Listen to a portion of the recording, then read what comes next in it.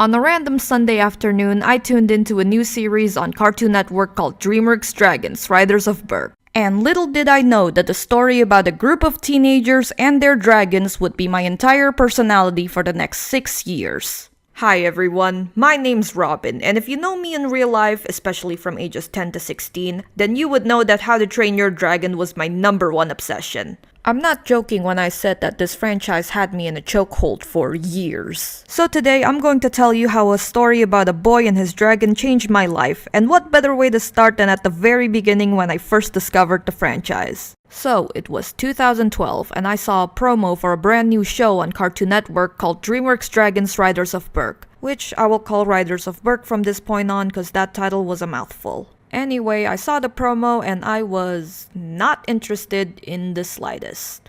I was like, a show about people riding dragons? That sounds stupid. I will never dedicate 6 years of my life obsessing over this franchise. Bleh.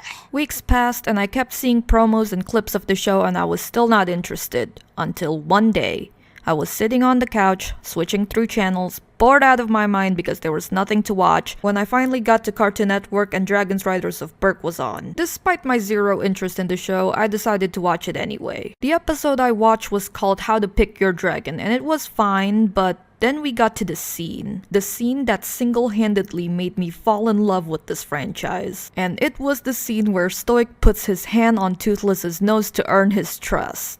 Oh my god.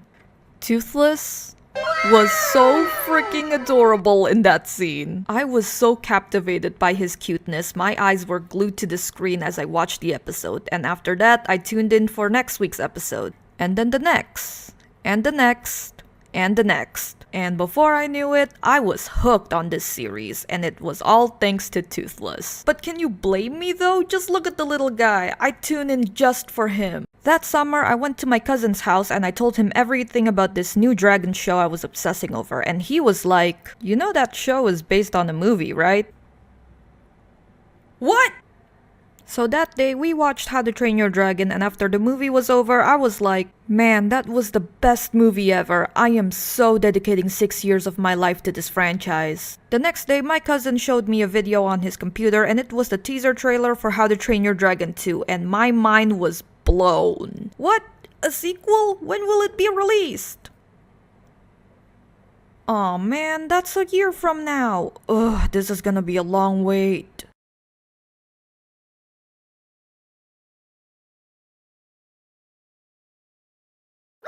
No joke, that was by far the longest year of my life. My cousin showed me the trailer for the second Dragons movie literally a day after I watched the first one. And since then, I've been counting down the days until the second movie was released. In fact, when I bought the DVD for the first How to Train Your Dragon, I watched that movie every single day leading up to the second movie's release. Coming home from school and using my sister's old laptop that had a built-in DVD player to watch How to Train Your Dragon was something I did every day for months. Now that's what I call dedication right there. At this point, the How to Train Your Dragon franchise had already consumed my life. It's all I ever want to talk about to anyone. If my head was like the movie Inside Out, How to Train Your Dragon wouldn't be an island of personality. It would be a full-on emotion. That's how much my life revolved around this franchise. I would go on YouTube and watch every How to Train Your Dragon videos I could find, which led me to experience watching episodes of the TV show cut into 10 parts where the video was sped up and or flipped, with the actual video itself played in a small square in the corner and 85% of the screen was taken up by the show's poster.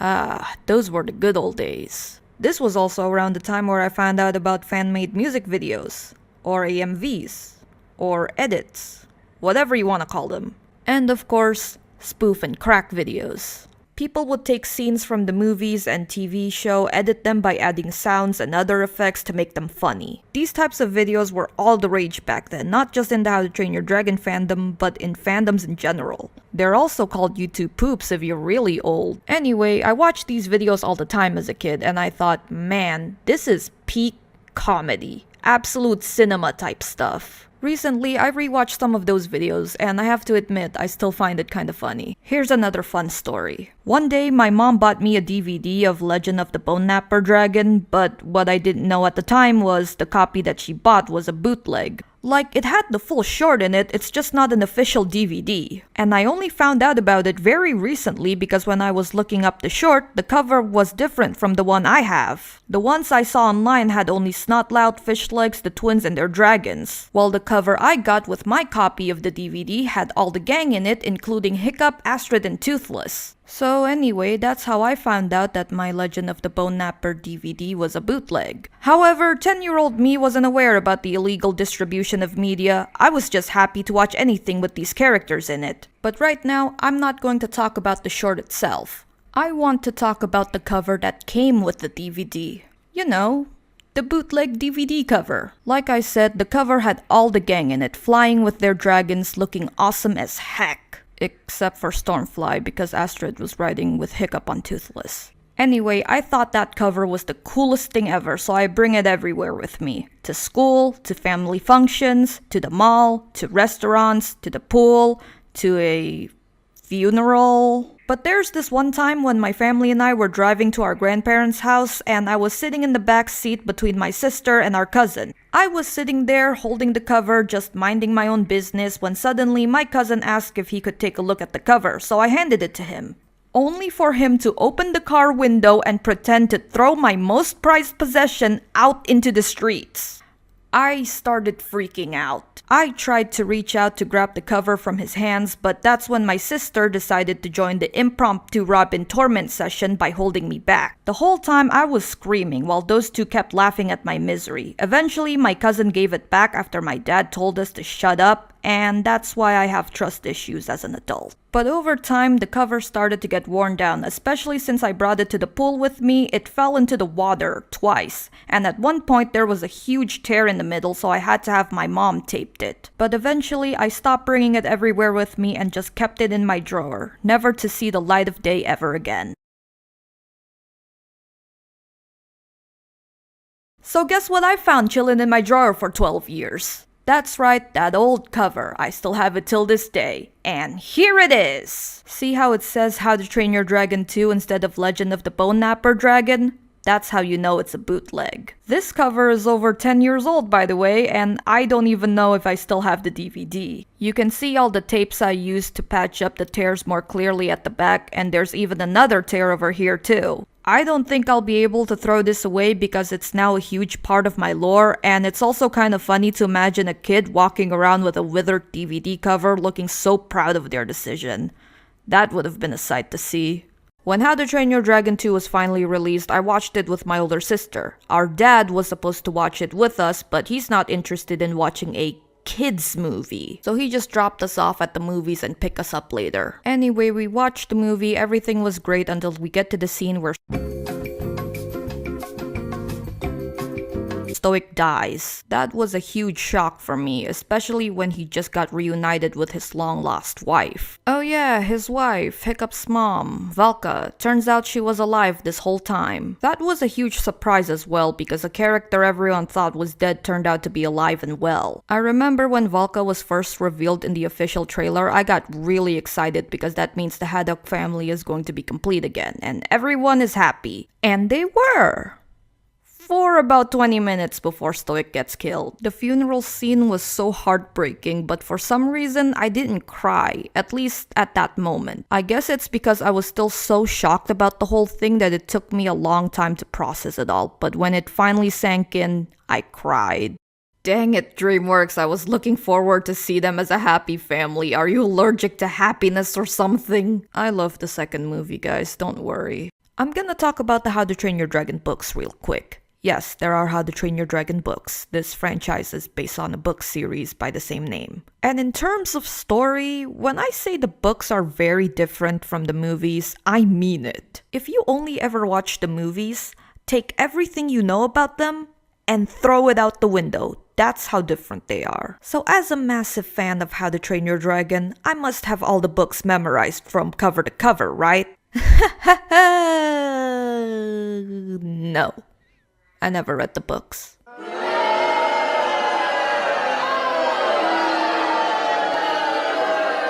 Okay, so in 6th grade, I saw the first How to Train Your Dragon book at a bookstore and I begged my mom to buy it for me, which she did. And as soon as I got home, I immediately started reading it. I managed to read up to around page 23 before saying, well, that was fun. I'll read it again tomorrow. I never read it again tomorrow. And now it's been 10 years and I still haven't finished the book. I'm sorry, Cressida Cowell. I have failed you. However, recently I thought about reading it again, as well as the rest of the books in the series. As of recording this, I haven't started yet because I'm busy making videos and doing other stuff, but I'm hoping to start before my next birthday. But if that doesn't happen, I think I'll just have to make do with audiobooks. Another thing I love about How to Train Your Dragon is the human characters. More specifically, 2 human characters. 2 characters with the best chemistry in the franchise. 2 characters that make me smile ear to ear every time I see them interact. 2 characters that made me fall in love with the friends to lovers trope. 2 characters that make me actively seek out non-canon materials because I'm always hungry for more. Who are these characters? Why, it's none other than the healthiest couple in animation history, Hiccup and Astrid. Or Hickstrid for short.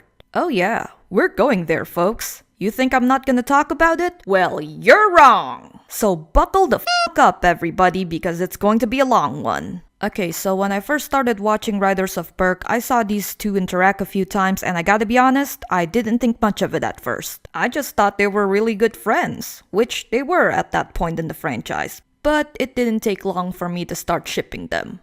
Hard. While Hickstrid was not the first pairing I shipped, it was the one that introduced me to the concept of shipping, since How to Train Your Dragon was my first fandom. And remember when I talked about AMVs before? Well, I watched a lot of Hickstrid AMVs as a kid, and my favorite was this one made by a channel named Toothless Fan. By the way, if you're Toothless Fan, I hope you don't mind me mentioning you here. Anyway, I remember watching that video every day for an entire summer. Like, it was my Roman Empire at the time. I also really liked the song they used in the video. It's called When We Kiss by Austin Morris. I don't know who that person is, but that song is so damn good. Pretty much all Hickstrid fans can agree that Race to the Edge is a goldmine for Hickstrid content. It's like every time a new season dropped, we got more stuff about these 2 dorks worthy of fangirling over. And ever since season 3, we got at least 1 Hickstrid focus episode per season. So on top of other small moments sprinkled out throughout the series, us Hickstrid shippers were eating good. Season 4 of Race to the Edge was when Hiccup and Astrid finally become an official couple. It was released on February 17th, 2017, but 3 days before that, on fricking Valentine's Day, DreamWorks uploaded a reaction video of a bunch of people watching a clip of Hiccup and Astrid sitting close to each other while watching a sunset. It was a short teaser video, and although it didn't show everything, it showed enough. Enough for the shippers to spread the news that the wait is over and the moment they've been waiting for is finally here. I remember watching that video for the first time. I just woke up because I had to get ready for school, but instead of getting up immediately, I grabbed my phone and opened Instagram. And that video was the first thing I saw. I wanted to scream right then and there, but I had to hold it in because my sister was still sleeping and I didn't want to wake her up. But although I remained silent on the outside, inside, my organs were freaking out. When I was a teenager, I kept a lot of journals, and a few years ago, while I was sorting out my stuff before leaving for college, I found my old journal from 8th grade, written around the time when Race to the Edge Season 4 was released. I'll be reading to you guys a couple entries where I talk about Race to the Edge, but a bit of disclaimer first. The whole thing was written in my native language, but in English, it basically goes like this. February 14th, Valentine's Day. Yesterday, me, my mom, and my sister were making chocolate truffles. We shaped them into little balls and put colorful sprinkles on top. I brought some to school today so I can give them to my classmates. Why does this sound like it was written by a 6-year-old? Anyway, continuing. But honestly, screw Valentine's Day. Race to the Edge Season 4 is coming out in 3 days, baby! Woo! And yeah, that's about it. Weirdly enough, I didn't mention anything about the teaser video I watched that morning. I wrote something again on the 17th, and this is how it goes. The day I've been waiting for is finally here. Hooray! Race to the Edge Season 4 is out today. And I just know something really big is going to happen. I hope Heather doesn't die because I like her a lot, and I want to see Chicken too. And Hickstrid! Ah!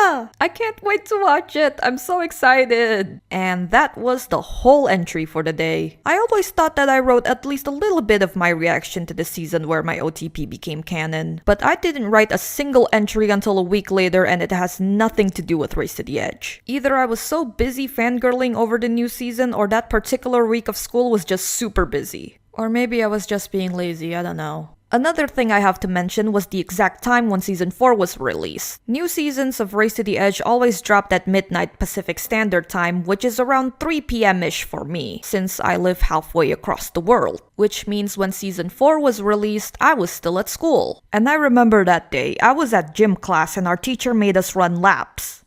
10 times. Jesus Christ, my dude, do you hate kids or something? Anyway, after enduring that inhumane torture, the teacher gave us a few minutes to rest for a bit. So I used that time to check Instagram to see if people were already posting about Race to the Edge Season 4. And I got my answer immediately, because the first thing I saw after opening the app was a screenshot from episode 11 when Hiccup and Astrid share their first kiss as a couple. This time, I could not hold my excitement any longer and I started to scream. Right there at school, in the middle of gym class, in front of the other students. You know, looking back, I realized that I was never alone every time a new season of Race to the Edge was released. I was always out in public or with other people whenever new episodes dropped, so everyone got a live front row view of me losing my mind over a bunch of pixels. Okay, so we all know that Hiccup and Astrid is one of the best fictional couples out there, right? I mean, of course, everyone pretty much agrees that Hickstrid is what a good and healthy relationship looks like.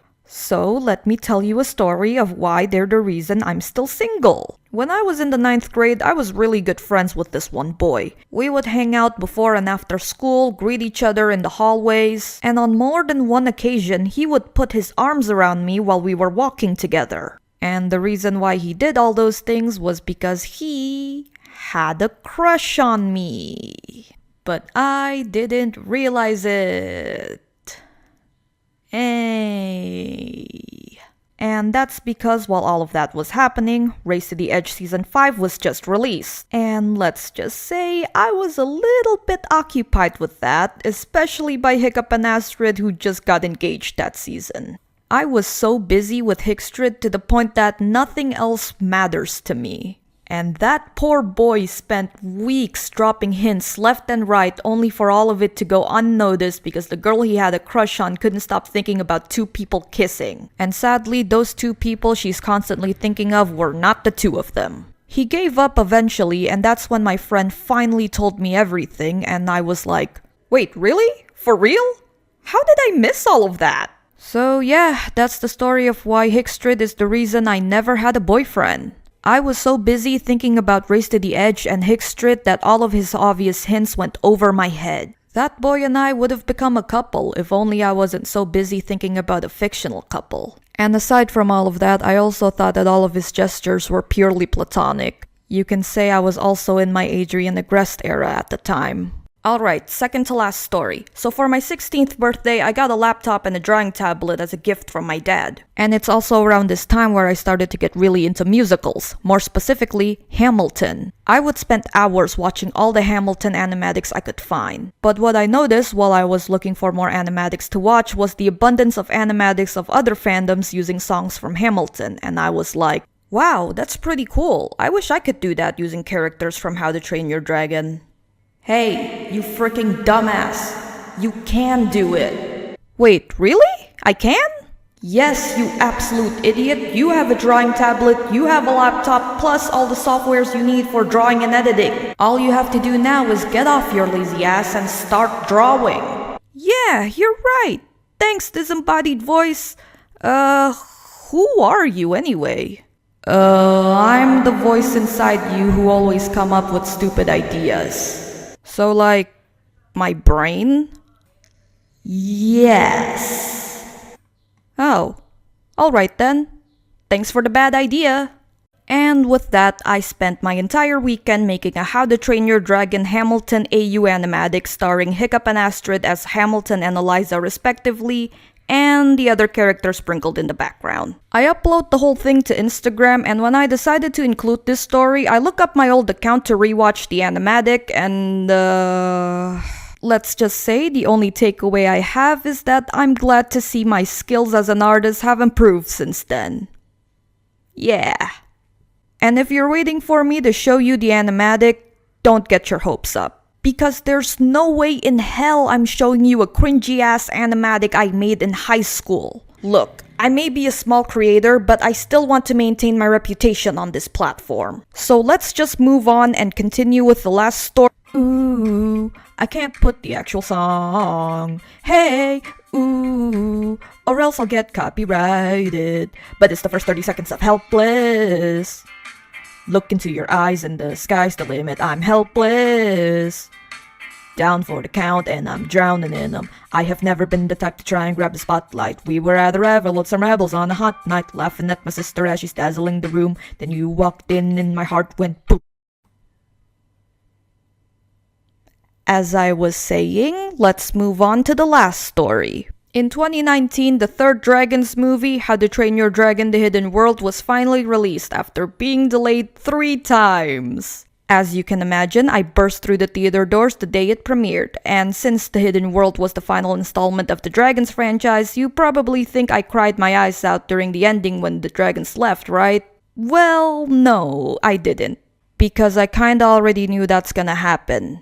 Let me explain. So in the first book, I still haven't read the books. There's a note from Hiccup in the beginning before the story starts where he said the line, "There were dragons when I was a boy." And the note continued with him explaining that the dragons are not around anymore. I know I said before that the books and movies were really different from each other, but the fans were already suspecting that movie 3 is going to end the same way as the books. And we were right.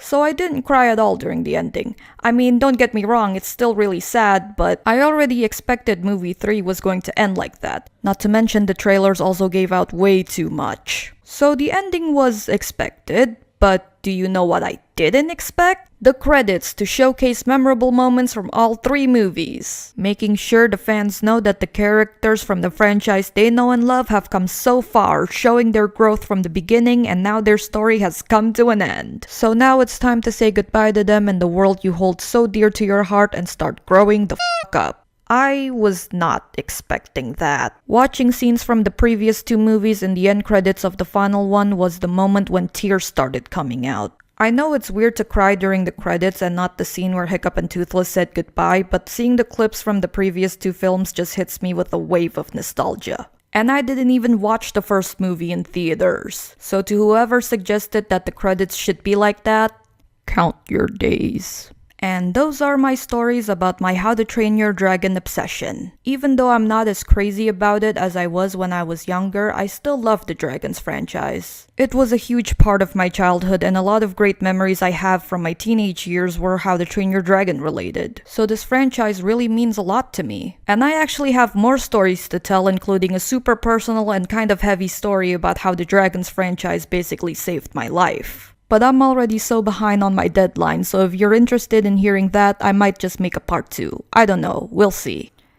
Oh boy, this video turned out to be longer than I expected. Though to be fair, I was talking about one of my interests, so I got a little bit carried away with writing the script, and before I knew it, it's already at page 6, and whoa, that's too much, and I'm not even done yet. Originally, this video was supposed to be out before the live-action How to Train Your Dragon remake, but that obviously didn't happen. I was gonna talk about the live-action remake, but the video is already way too long, so I didn't. But hey, that's more stuff to be added in part 2, coming out in God knows when, or if you guys still want to hear me ramble about dragons. Okay, end card is getting too long. As always, thank you for watching my videos, and I'll see you guys next time. Bye!